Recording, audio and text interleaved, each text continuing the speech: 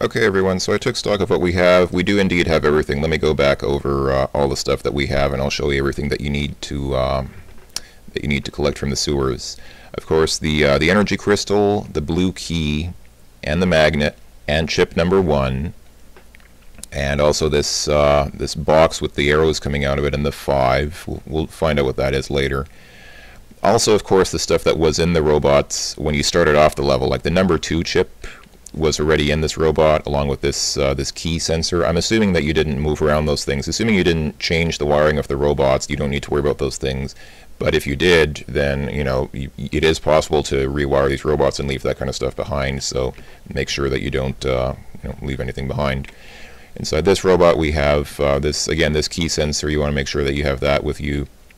And then inside the white robot checkers, this 5 with the arrow coming out of it, that's another sensor. Make sure you have that.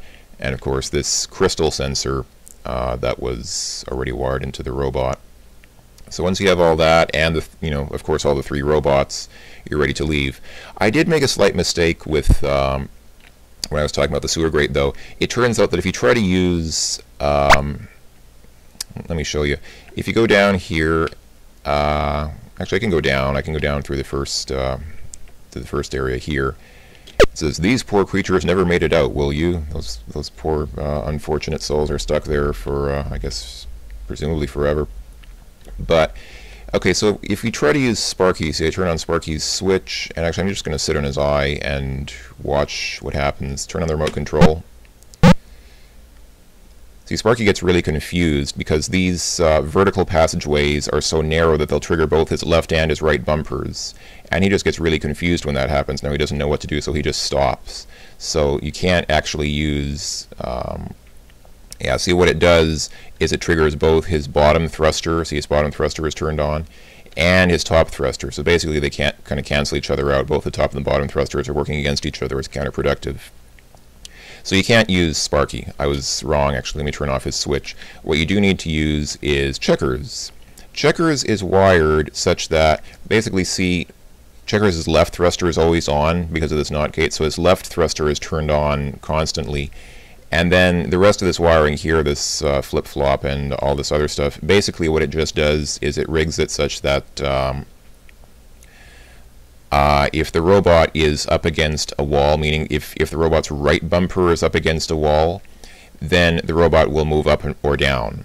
The robot will try to move, let's see, if this, right now, this AND gate is triggered. So basically the robot will try to move up. It'll trigger this thruster and the robot will try to move up unless it hits, unless the top bumper hits a wall, in which case it'll switch to the top thruster and try to move down.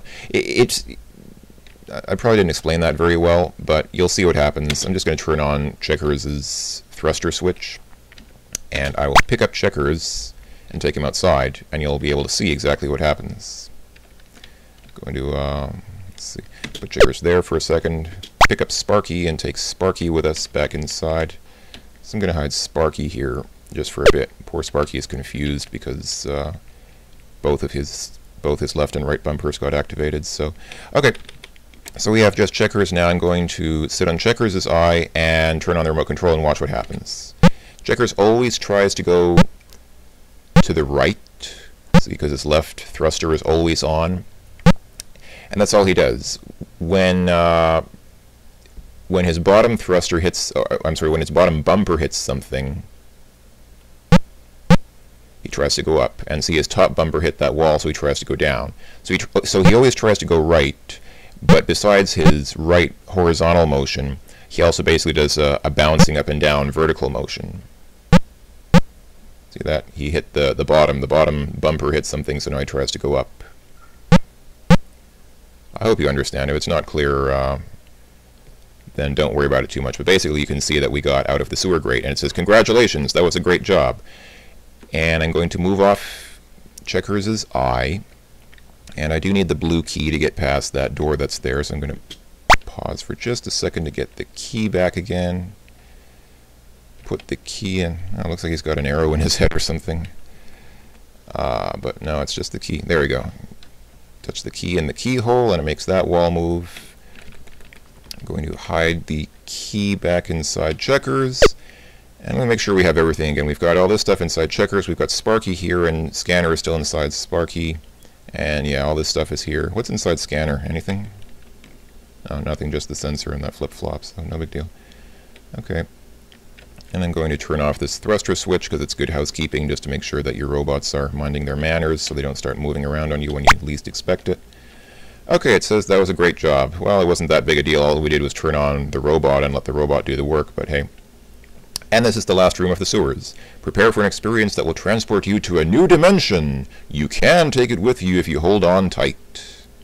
Yep, all our stuff inside this robot will be preserved in the next level. So all we have to do, since we're holding the robot, make sure you're holding the robot with all your stuff in it. Walk carefully onto this transporter.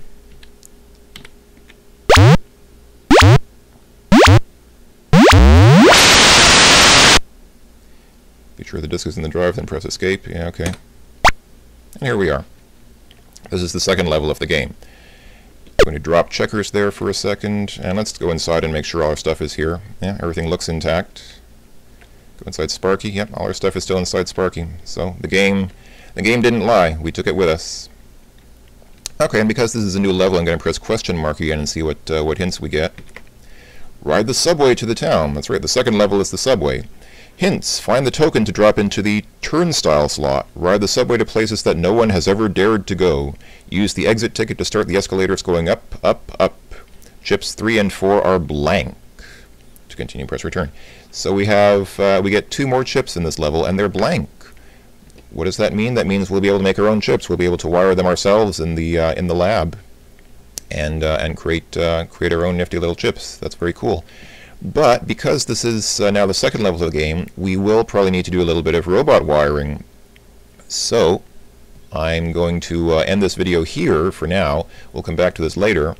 And I'm going to make a video of us going through the robot wiring tutorial so you can see just how to rewire all that stuff that's inside these robots.